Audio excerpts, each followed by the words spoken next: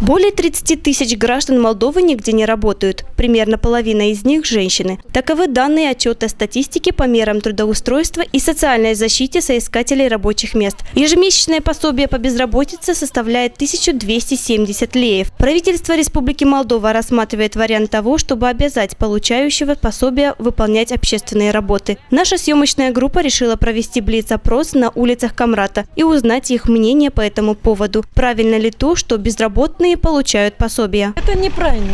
Это неправильно, потому что кто работает, они должны вот как-то их содержать. Я думаю так. То есть с наших налогов получается? Да, с наших налогов мы работаем, а кто-то получает деньги. Они тоже работают, они сидят дома и пользуются. Они должны выйти на работу.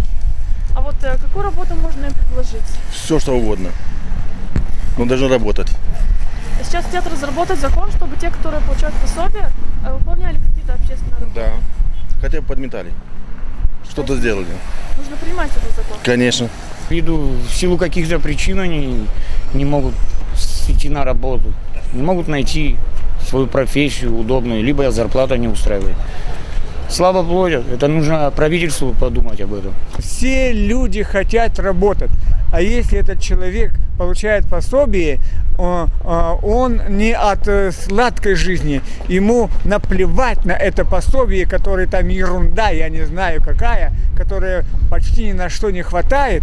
Он бы лучше был бы самым здоровым и заработал бы самые большие деньги. Мэр муниципия Камрат отмечает, что следует выплачивать пособие только тем лицам, которые в этом остро нуждаются. Сегодня в первую очередь просто так не работа, не нужно им платить ничего.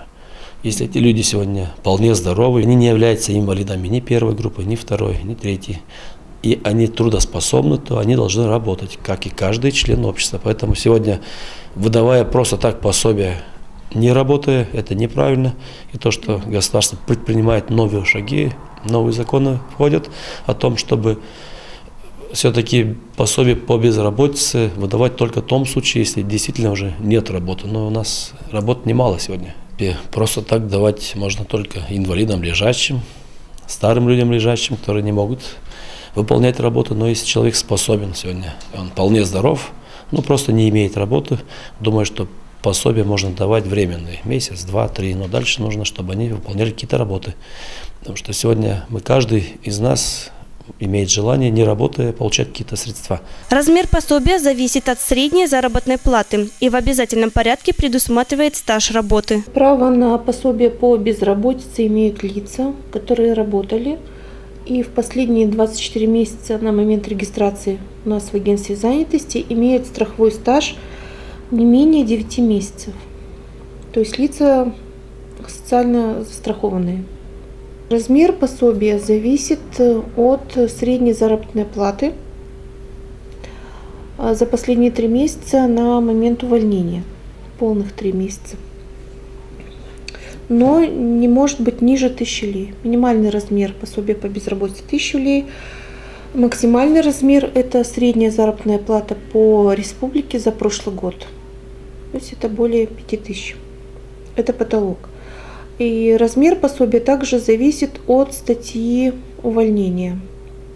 Если лицо сокращено или уволено по случаю реорганизации или ликвидации предприятия, то размер пособия составляет 50% от его средней заработной платы.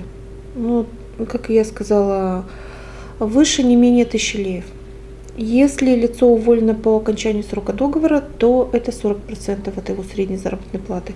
Если лицо уволено по собственному желанию и еще ряду причин не оговариваются, то это 30% от его средней заработной платы. Агентство занятости населения АТО Гагаузия регистрирует безработных по 3 городам автономии – Камрат, Чедерлунга и Волконешты. С начала года получили пособие по безработице 191 человек.